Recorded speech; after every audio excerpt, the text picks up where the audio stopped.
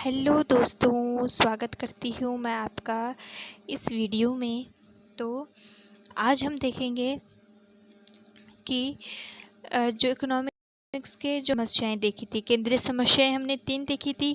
क्या उत्पादन किया जाए, कैसे उत्पादन किया जाए और नेक्स्ट किसके लिए उत्पादन किया जाए। ठीक है, तो पिछले वीडियो जिसने नहीं देखा है वो देख लीजिए, क्योंकि केंद्रीय समस्या उसमें है कि कितने प्रकार की होती है और केंद्रीय समस्याओं का अर्थ क्या है, कि केंद्रीय समस्या का अर्थ है क्या एक्चुअल में। तो यहाँ पे उसके प्रकार बताए गए हैं। तो प्लीज़ अगर आपने मेरा YouTube channel like share and subscribe नहीं किया तो प्लीज़ कर दीजिए, सब्सक्राइब तो ज़रूर कर दीजिए ताकि आपके पास अगली नोटिफिकेशन प्राप्त हो सके आपको। तो देखते हैं फिर। सबसे फर्स्ट क्वेश्चन है यहाँ पे, क्या उत्पादन किया जाए की समस्या से क्या अभिप्राय है।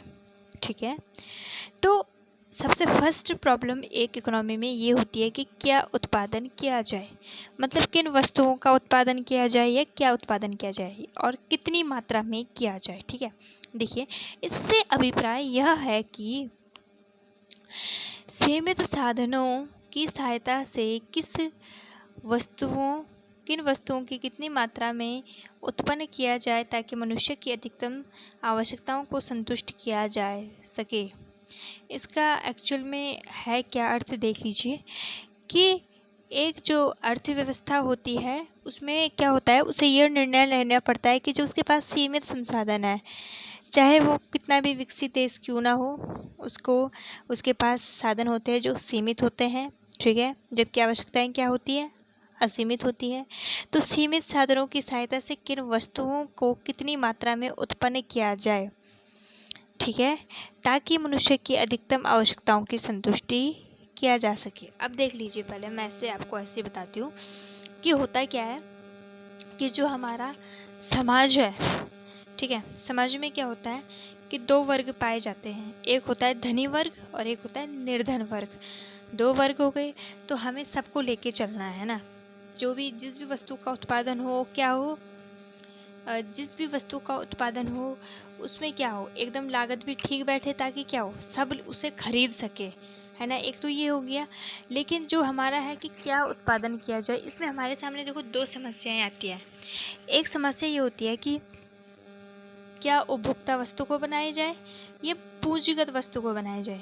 तो आप ये समझ लीजिए कि पूंजीगत वस्तु होती क्या है। तो पूंजीगत वस्तु जो कि हम खरीदते हैं, चाहे वो नमक हो गया, कपड़े हो गए, चाहे वो तुम्हारे छोटी छोटी चीज़ें हो गई, चाहे वो चावल हो गए, गेहूं हो गई, ये उपभोक्ता वस्तु है ना। ये हमारे दैनिक जीवन में जो भी हम लेते हैं वो हमारी हो गई उपभोक्ता वस्तु। और पूंजीगत वस्तु क्या होती है, जैसे एक किसान है, किसान मशीनों को खरीदता है तो क्या हो गई, पूंजीगत वस्तु हो गई ना किसान के लिए। तो इसमें ये 2 समस्या है कि पूंजीगत वस्तु का उत्पादन किया जाए या उपभोक्ता वस्तु का उत्पादन किया जाए। अब दोनों को तो नहीं हो सकता है, बिकॉज हमारे पास साधन क्या है, सीमित है। साधन हमारे पास क्या है, जो हमारे पास साधन है वो सीमित है। ठीक है, तो सीमित संसाधनों से हम क्या कर सकते हैं, किसी एक चीज़ का ही निर्माण कर सकते हैं। या तो वो उपभोक्ता वस्तु हो सकती है या पूंजीगत वस्तु हो सकती है। ठीक है, एक तो हमारे पास ये हो रहा है।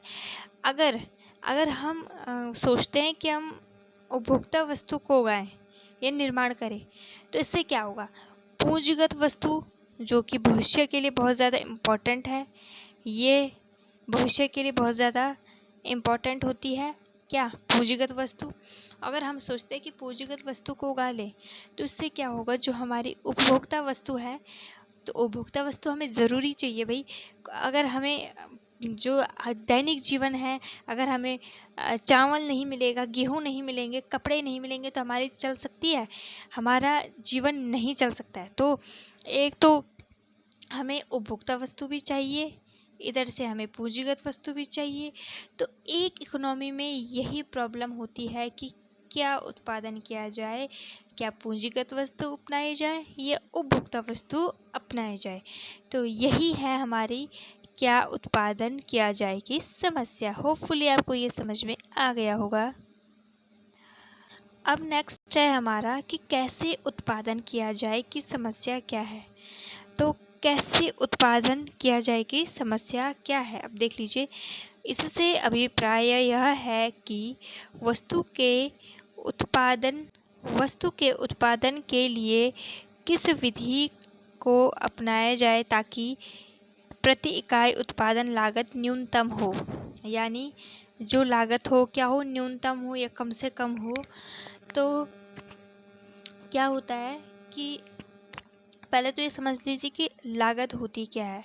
तो लागत का मतलब होता है कि किसी भी वस्तु को बनाने में जो भी धनराशि लगती है ना, उसे हम कहते हैं लागत। कितनी लागत आई भाई इसकी, बोलते नहीं है मकान की लागत क्या है, यानी इसे खरीदने में या बनाने में कितनी लागत यानी कितनी धनराशि लगी है, तो यह है लागत।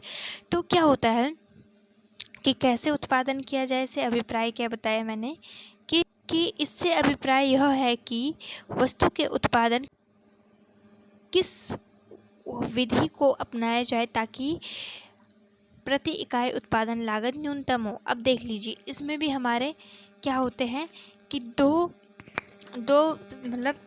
प्रॉब्लम्स हो जाती है। जैसे हमने क्या उत्पादन में पढ़ा, क्या उत्पादन में क्या हुआ था, एक पूंजीगत वस्तु आ गई थी और एक उपभोक्ता वस्तु आ गई थी। इसमें भी इसी तरीके से कुछ होता है कि इसमें कैसे उत्पादन में ये होता है कि तकनीक यानी किस टेक्नोलॉजी को हम अपनाएं, यानी किस तकनीक को अपनाएं। क्या हम पूंजीगत तकनीक को अपनाएं या हम श्रम प्रदान तकनीकों को अपनाएं। अब आप बोलोगे कि श्रम प्रदान तकनीक क्या होती है और पूंजीगत तकनीक क्या होती है। तो श्रम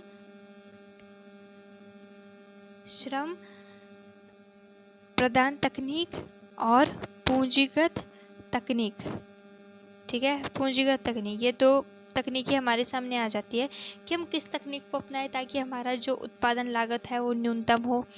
तो इसके लिए क्या होता है कि हम क्या करते हैं, इसी उसमें क्या होता है, यही प्रॉब्लम हो जाती है कि श्रम जो होती है हमारी कि श्रम प्रदान तकनीक को अपनाया जाए या पूंजीगत तकनीक को अपनाया जाए। तो क्या होता है, अगर हम देखिए, अगर हम श्रम प्रदान मतलब जो हाथों के द्वारा काम किया जाता है उसे बोलते हैं हम श्रम तकनीक, ठीक है, जो हाथों के द्वारा किया जाता है उसे कहते हैं हम श्रम तकनीक।